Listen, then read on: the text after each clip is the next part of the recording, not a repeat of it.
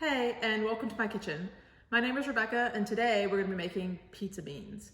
Pizza beans are absolutely wonderful for many reasons. They're delicious, they're easy, they come together quickly. You can make them with things you may already have in your pantry. They're nutritious, they're cheap, and very customizable. Today we're going to be making sort of a classic margarita style pizza bean, but you can use any flavor profile you want and any ingredient you have on hand. So basically all you need is a sauce, some beans, a cheese, and whatever else you want to add. I'm using a jarred marinara sauce because I have some on hand and it's easy. You can make a sauce, you could use Alfredo sauce, you could use pesto, you could even use salsa or any other sauce you like or you have in your pantry. I'm using white kidney beans. You could use another white bean like a lima bean, or again, could sub it out for any bean you like.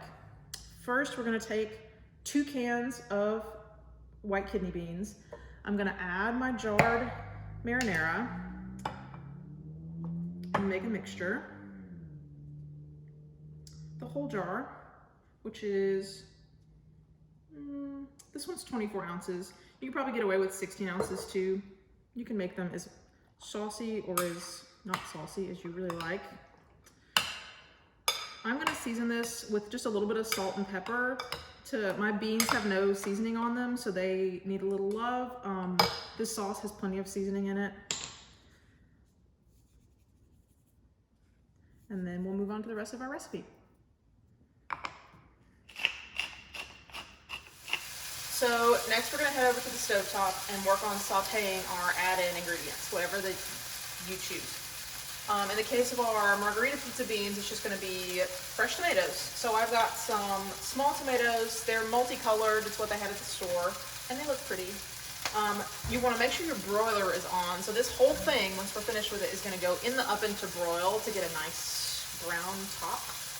So make sure whatever your pan you're using is oven safe. I have added about 2 tablespoons of oil to this pan to saute. You wanna use enough where you've got a nice coating on the bottom of your pan, but not so much that your food gets really greasy and bogged down by the oil. Add whatever it is you're sauteing to your pan. Be careful because when you're sauteing, whatever food you add can sputter a little bit when you first put it in there, especially if it's hot. So do be careful. We're gonna stir this occasionally, but not too much.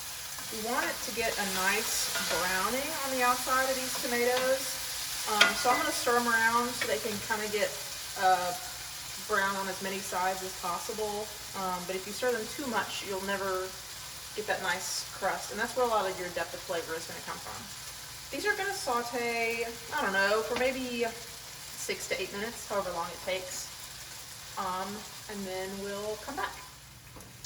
All right, when your tomatoes are basically done sauteing, you're gonna add your fresh garlic. You don't wanna add this at the beginning because garlic will burn pretty fast. It only needs to cook for 30 seconds to a minute.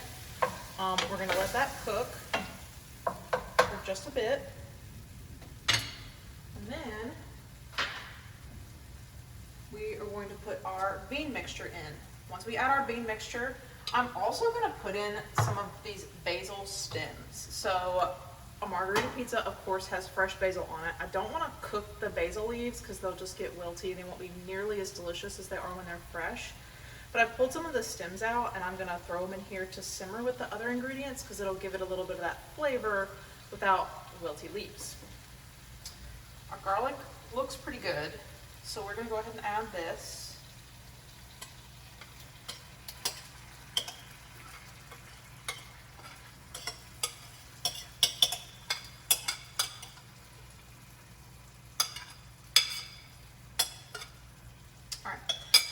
And we're gonna let this simmer for 10 to 15 minutes so that the sauce gets nice and thick. The longer it simmers, the more the flavor concentrates, so you can really let this go for as long as your heart desires. I'm probably gonna cook it for about 15 minutes. I think that'll be enough time. And then I'll be back. All right, so this is cooked down really nicely. I have removed my basil stems because I don't wanna eat those. And I'm gonna take sliced fresh mozzarella and just put it right over the top. Make sure you smooth it out nice and even first.